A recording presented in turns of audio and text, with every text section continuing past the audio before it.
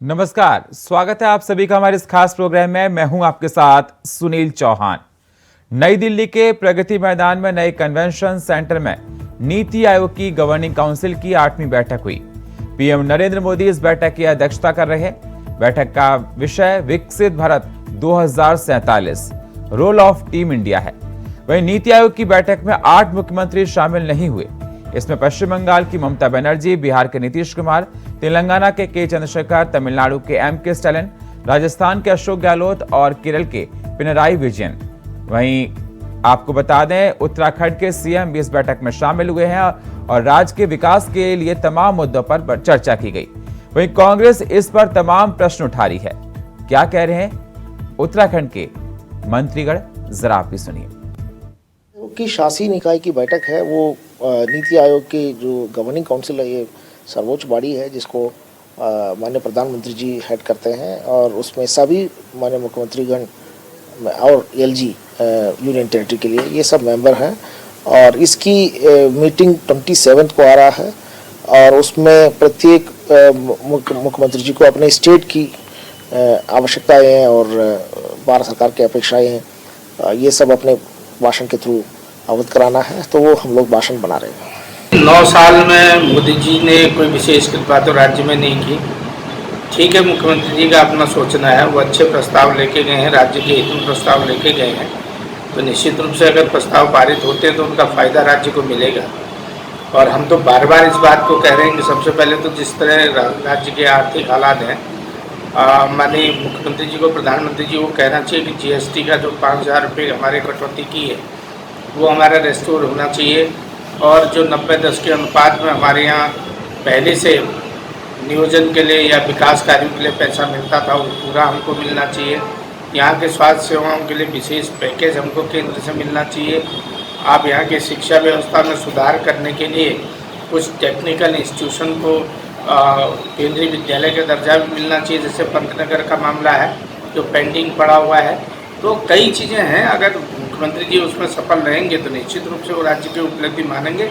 लेकिन हमें उम्मीद कम है, क्योंकि 9 साल में मोदी जी ने केवल उत्तराखंड की जनता को बेवकूफ़ बनाने का काम किया, उनको खाली झुंझुना थमाने का काम किया, कोई नई चीज़ हमको नहीं दी है। पूरी तरीके से आज तक जब भी दिल्ली का दौरा मुख्यमंत्री श्री पुष्कर सिंह धामी जी का हुआ है तो उत्तराखंड को काफी सौगातें मिली हैं और जब भी उन्होंने दौरा करके आए हैं तो उत्तराखंड के लिए एक नई विकास की गति मिली है। तो इस बार भी जब नीति आयोग की बैठक में वो जाएंगे तो काफी परियोजनाओं को लेकर, काफी चीजों को लेकर चर्चा होगी और चर्चा के बाद फिर उत्तराखंड को एक नई सौगात और एक नई चीजें और विकास को एक नई गति का निश्चित ही तोहफा मिलेगा। तो बिल्कुल देखा जा रहा है, नीति आयोग की बैठक संपन्न हो गई है और उत्तराखंड के सीएम पुष्कर सिंह धामी इस बैठक में मौजूद हुए और उन्होंने अपनी तमाम बातों को रखा। प्रदेश के उन तमाम पहलुओं पर चर्चा की जो प्रदेश के लिए बेहद जरूरी है। और इस पर चर्चा करने के लिए हमारे साथ कुमार जपेंद्र सिंह, प्रदेश प्रवक्ता भारतीय जनता पार्टी के, संगीता शर्मा, प्रदेश प्रवक्ता आम आदमी पार्टी, मथुरा दत्त जोशी, प्रदेश उपाध्यक्ष कांग्रेस के हमारे साथ जुड़ चुके हैं। स्वागत है आप सही मेहमानों का हमारे साथ चर्चा करने के लिए।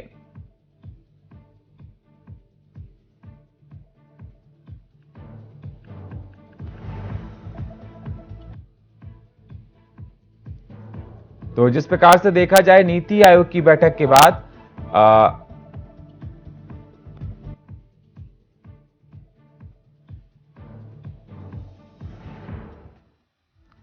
तो हमारे साथ गेस्ट हमारे जुड़ चुके हैं। सबसे पहले हम जानना चाहेंगे सिंह साहब आपके पास। सिंह साहब, जिस प्रकार से देखा जाए, कांग्रेस का यही कहना है कि नीति आयोग की बैठक जब भी होती है उनको प्रदेश में विकास के लिए कुछ नहीं मिलता, तो इस बैठक का फिर फायदा कुछ भी नहीं। अब बताया जा रहा है कि सीएम पुष्कर सिंह धामी गए हैं और वहां परियोजनाओं को लेकर चर्चा की जाएगी, आगे चलकर गति तेज होगी प्रदेश की। तो कितना सहमत है आप कांग्रेस से सिंह साहब? कांग्रेस का तो कहना ही क्या है, आज कांग्रेस से तो देश भी सहमत नहीं है। और ये तो नीति आयोग की हम बात कर रहे हैं। नीति आयोग से पहले ही केंद्र ने 1.25 लाख करोड़ से ज्यादा की योजनाएं सौगात के रूप में उत्तराखंड को दी हैं, जो निरंतर आगे बढ़ रही हैं। और अब जो नीति आयोग में से उत्तराखंड का हिस्सा है या उत्तराखंड के लिए विशेष रूप से पैकेज लेने की बात है, तो सरकार उसमें पूरी तरह से काम कर रही है, माननीय मुख्यमंत्री जी एक्टिव जी। हैं और ये तो जग जाहिर है कि उत्तराखंड के साथ माननीय प्रधानमंत्री मोदी जी का विशेष लगाव है। तो वहां तो ये चीजें कोई मायने ही नहीं रखती। आप उत्तराखंड के हित में जितना केंद्र सरकार और माननीय प्रधानमंत्री मोदी जी कर रहे हैं और भविष्य की योजनाओं में उन्होंने आगे प्रोत्साहन देने का वायदा किया है, तो उत्तराखंड तो आने वाले 5 वर्षों में देश के अग्रणीय राज्यों के रूप में और एक विकसित राज्य के रूप में एक नई छवि के साथ निकलकर सामने आ रहा है। ठीक और है, प्रदेश जोशी जी जवाब दीजिए। निरंतर जोशी जी जवाब दीजिए। सिंह साहब का कहना है कि उनका लगाव उत्तराखंड से बहुत ज्यादा है। आप कैसे कह सकते हैं कि विकास की रफ्तार उत्तराखंड में तेज नहीं हुई? जोशी जी। मैंने साफ आरोप लगाया 9 साल में माननीय मुख्यमंत्री जी ने उत्तराखंड की जनता को दिग्भ्रमित करने का काम किया। कोई ऐसा काम नहीं किया कि हम कह सकें कि उत्तराखंड के विकास में वो मील का पत्थर साबित है। और आप देख रहे हैं अभी सिंह साहब बोल रहे हैं, मैं तो केवल ये पूछना चाह रहा था कि आज की मीटिंग में हमको क्या प्राप्त हुआ है। इस बात का जवाब क्या भाजपा का कोई नेता देने को तैयार है? आज की नीति आयोग की बैठक उसमें हमको क्या प्राप्त हुआ है? हम ठीक है, मैं कभी किसी की आलोचना भी नहीं करता हूँ, बहुत संभल के लिए बोलता हूँ, कोशिश करता हूँ। राजनीतिक आरोप लगाने के लिए मैं आरोप नहीं लगाता। नीति आयोग की बैठक का मतलब है राज्य को बहुत कुछ मिलना चाहिए था। राज्य के लिए कई चीजें, कई स्वीकृति होनी चाहिए थी। रेलवे लाइन की बातें थी, टेक्निकल एजुकेशन में तमाम हमारी नई यूनिवर्सिटी की स्वीकृति होने की बात थी। और आप देखिए हमारे यहाँ का जो अभी तक मेट्रो का प्रोजेक्ट पेंडिंग पड़ा है उसकी बात थी, कोई नए एयरपोर्ट देने की बात थी।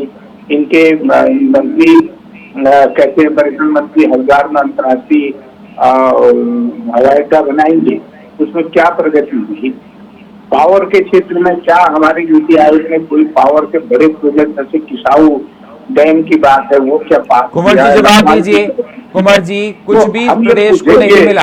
देखिए ऐसा तो अभी इनका मानना है ना, अभी नीति आयोग की घोषणा तो हो जाने दीजिए कि उत्तराखंड को स्वास्थ्य के क्षेत्र में, इंफ्रास्ट्रक्चर के क्षेत्र में या डेवलपमेंट को लेकर, टूरिज्म को लेकर आपको जितने भी उत्तराखंड के अंदर जितने भी सेक्टर हैं उन सब सेक्टर्स के लिए उत्तराखंड को नीति आयोग की इस बैठक के बाद क्या सौगात मिलने जा रही है? ये दूध का दूध और पानी का पानी हो जाएगा जी। और जो मिल रहा है वो उम्मीद से कहीं अधिक बढ़कर मिल रहा है। देखिए कितनी बड़ी दुर्भाग्यपूर्ण बात है कि सत्तारूढ़ पार्टी के प्रवक्ता जी को ये पता नहीं है कि माननीय मुख्यमंत्री जी क्या क्या ड्राफ्ट लेके गए हैं, क्या क्या डिमांड चार्टर वहाँ लेके गए। कम से कम आप ये तो बोल दीजिए कि आपकी तरफ से क्या क्या डिमांड हो रही है वहाँ पर। हम ये तो मान लें कि आप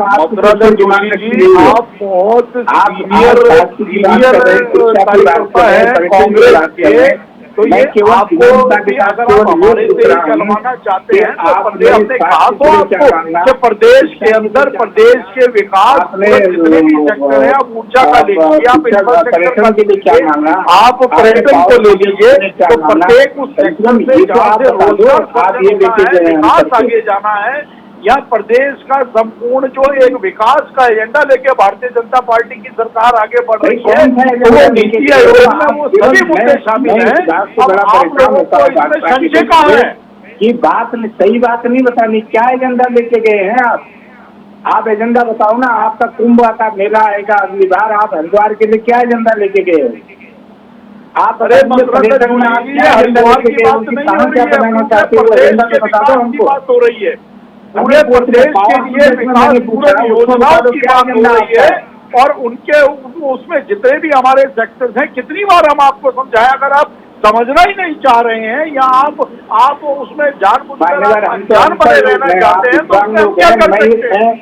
मैं केवल सिंपल भाषा में पूछ रहा हूँ, सिंपल भाषा। सुनील जी, मैं केवल एक सिंपल साधारण भाषा में पूछ रहा हूँ। माननीय मुख्यमंत्री जी योजना आयोग, नीति आयोग की बैठक में सम्मिलित होने के लिए अच्छी बात है। प्रदेश की कई मूलभूत समस्याएं हैं। मैंने कहा कि पावर प्रोजेक्ट का मामला पेंडिंग पड़ा हुआ है किसाऊ डैम का।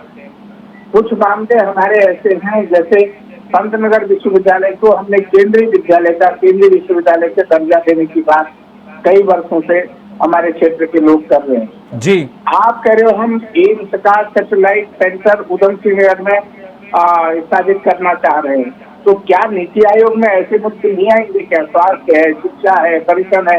आप पर्यटन की बात में कर रहे हैं, आपकी जोशीमठ धड़क रहा है। जोशीमठ के बारे में कोई ड्राफ्ट लेके गए हैं कि आप कितने की 6,000 करोड़ 3,000 करोड़ की आपने 6,000 करोड़ का जी, प्रोजेक्ट सिंह साहब, बोलिए। 3,000 करोड़ फिर मैं आपको संगीता मिला।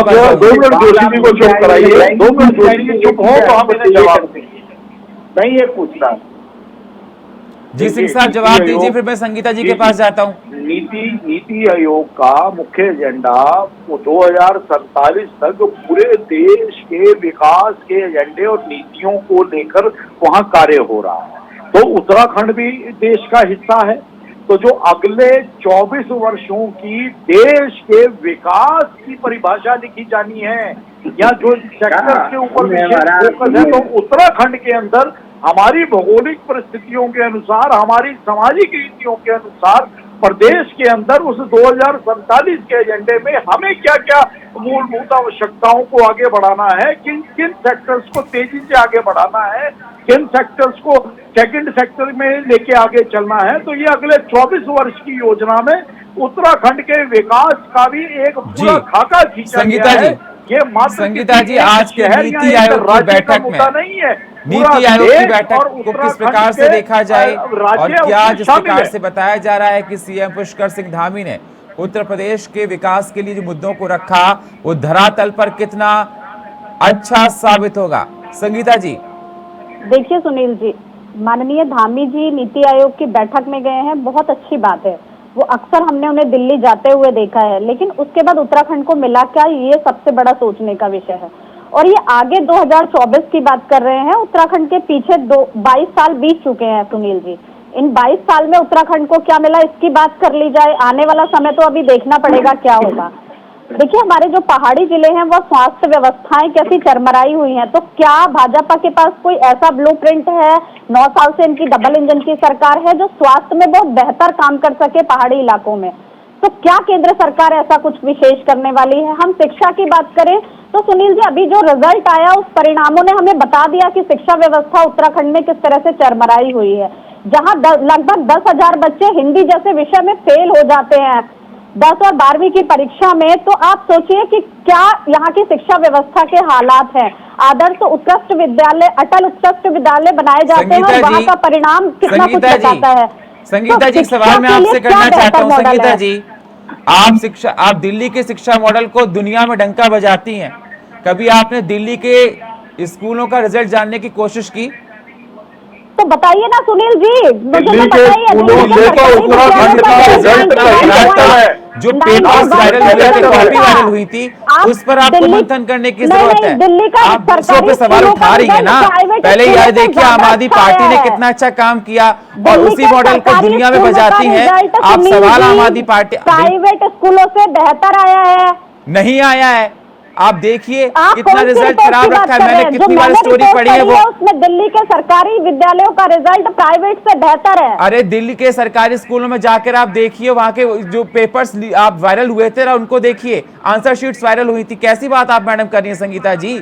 सभी ने देखा क्या क्या लिखा, उन बच्चों ने किस प्रकार मार्क्स दिए गए, फिर उनके बच्चों पर क्या हुआ।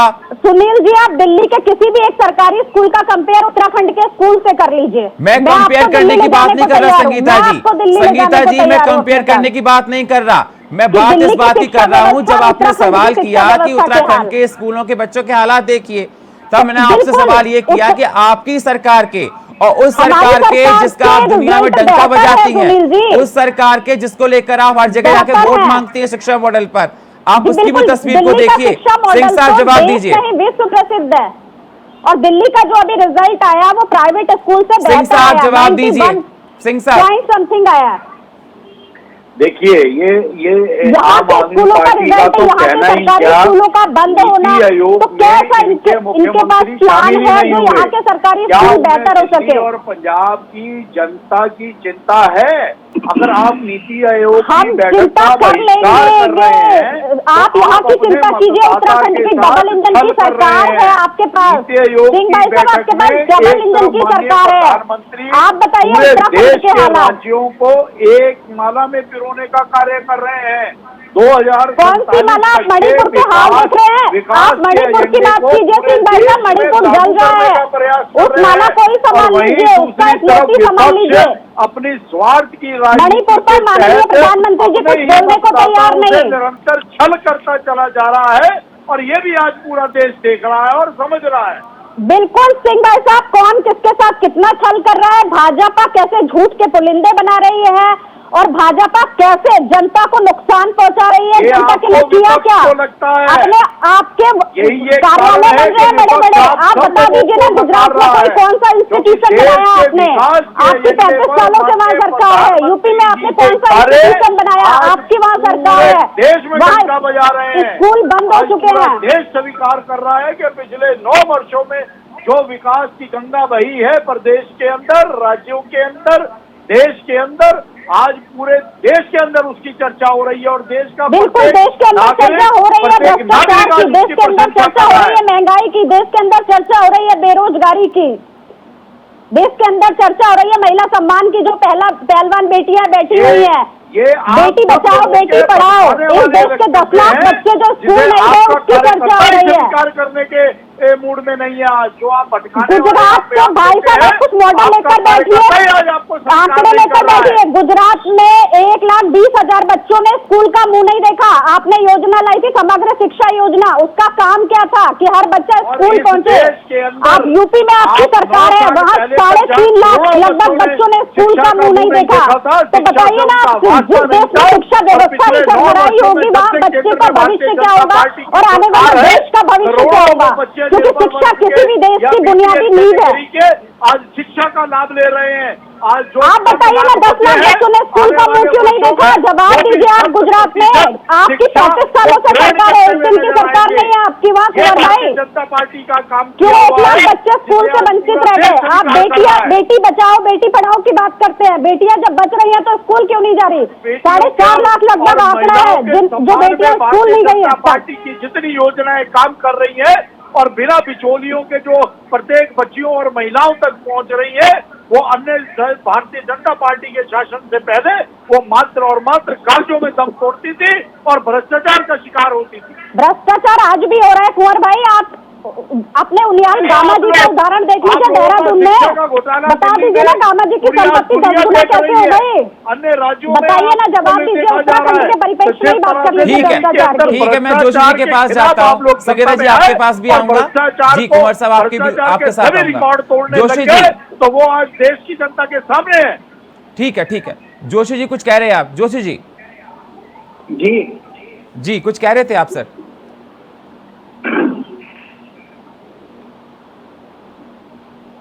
जोशी जी कुछ कह रहे थे आप शायद? देखिए ना, कितनी बड़ी दुर्भाग्यपूर्ण बात है कि सम्मानित भाजपा के प्रवक्ता महोदय डिबेट में बैठे हुए हैं, और मैं धन्यवाद आपका करूंगा कि आपने बड़े महत्वपूर्ण विषय पर ये डिबेट यहाँ पर रखी है। नीति आयोग राष्ट्र के विकास का एक दस्तावेज तैयार करने का काम करता है। राज्यों के सम्मानित मुख्यमंत्री का अपने राज्यों के लिए विकास का दस्तावेज वहां पर पेश करते हैं, और प्रवक्ता महोदय को ये पता ही नहीं है कि क्या क्या एजेंडा लेके मुख्यमंत्री वहां पर गए हैं, क्या आप चाहते हो। देखिए कितना बड़ा नुकसान हमारे उत्तराखंड को हो रहा है। जीएसटी का 5,000 करोड़ जो हमको कंपनसेशन के रूप में मिल रहा था, उसकी भरपाई कैसे होगी, वो नीति आयोग में उसमें तय हो सकता है। महिला सशक्तिकरण का मामला है, वो नीति आयोग में तय हो सकता है। खेल की संभावनाओं को बढ़ाने के लिए हम यहाँ पर क्या कर सकते हैं, वो नीति आयोग में तय हो सकता है।